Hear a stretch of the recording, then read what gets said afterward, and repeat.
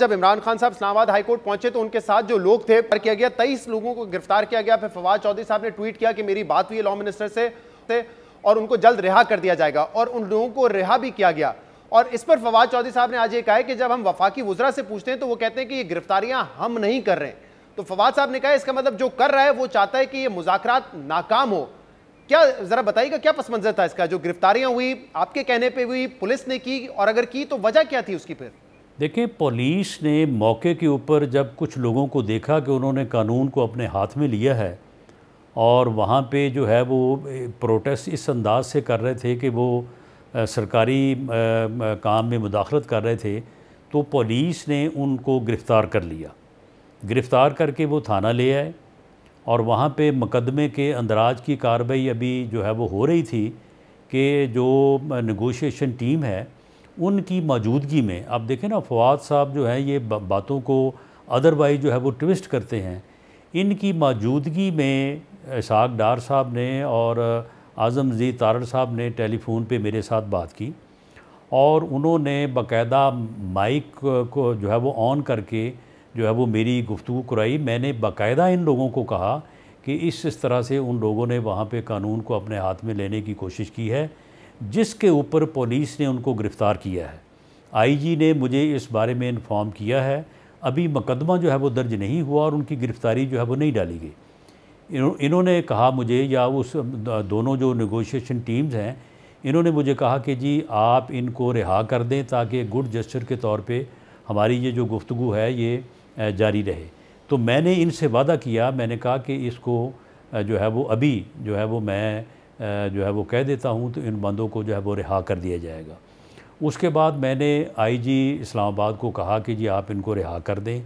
उन्होंने मुझे कहा कि जी कोई बंदा वो भेज दें ताकि उस बंदे के हम हवाले कर दें। तो फिर मैंने दोबारा रब्ता करके जो है वो कहा कि आप फैसल चौधरी साहब जो फवाद साहब के भाई हैं उनको भिजवा दें या किसी और को भिजवा दें ताकि हम उनको उनके हवाले करें। तो ये इस तरह से उनकी गिरफ़्तारी और रिहाई का अमल हुआ जो इनके बाकायदा नोटिस में है। अच्छा। और मेरे साथ बात हुई है। इसके बाद फिर ये कहना कि जी पता नहीं कौन गिरफ़्तार करवा रहा है तो ये मुज़ाकरात नाकाम करने चाहता है, यानी ये इस तरह की इल्ज़ाम तराशी अच्छा, मतलब आप कह रहे हैं कि पुलिस ने गिरफ्तार किया। उनका ये भी मौक़िफ़ था कि वो लोग तो गाड़ी में बैठे हुए थे, गाड़ी से निकाल के उनको गिरफ्तार किया गया, लेकिन आप कह रहे हैं कानून की खिलाफवर्जी कर रहे थे।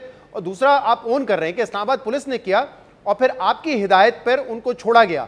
जी बिल्कुल, और ये इनके नोटिस में है, यानी ये नेगोशिएशन टीम्स जो हैं इनके नोटिस में है। इन्होंने खुद उस वक्त मेरे साथ बात की और माइक पे जो है वो मैंने दोनों तरफ की टीम्स का जो है वो शुक्रिया भी अदा किया, उनको सलाम भी किया और साथ उनको कहा कि जी जो आपका हुक्म है तो इसके ऊपर अमल दरामद करते हैं। लेकिन ये तो वाकई कुछ ज़्यादा ही पॉजिटिव जेस्चर आपकी तरफ से है, और मैं इसलिए ये कह रहा हूँ क्योंकि आमतौर पे आप कहते हैं ये तो पुलिस कार्रवाई कर रही है, हम तो मदाखलत करते नहीं है ना पकड़ने में ना छुड़वाने में, लेकिन आज आपने बाकायदा पुलिस को, आईजी साहब को ये कहा कि इनको छोड़ दें, केस ना दर्ज करें इनके ऊपर। नहीं, उन्होंने वहाँ पे जो वायलेंस की थी वो सिर्फ यानी दफ़ा 44 की खिलाफ वर्जी की हद तक थी। वहाँ पे कोई पुलिस का आदमी ज़ख्मी नहीं हुआ, किसी चीज़ को आग नहीं लगाई गई, कोई ओवर एक्ट ऐसा नहीं हुआ कि जिसके ऊपर कोई सीरियस ऑफेंस अट्रैक्ट करता हो। अगर ऐसा होता तो जब इन्होंने वहाँ पे जो है वो घराव किया, जलाओ किया, अदालत जुडिशल कम्प्लेक्स के कैमरों को तोड़ा, गेट को तोड़ा, मोटरसाइकिलों को जलाया, तो उसमें हमने तकरीबन 450 आदमी को गिरफ़्तार किया और 450 में से तकरीबन 303 लोगों की शनाख्त हो चुकी है। सही। तो इस बारे में हमने कोई रू रायत नहीं बरती और यही वजह है कि अब जो है ना इनके तारीख पेशी पे आने पे सिर्फ 31 लोग ही आते हैं, 300-400 लोग नहीं आते कि जो आगे वहाँ पे हंगामा राई करें।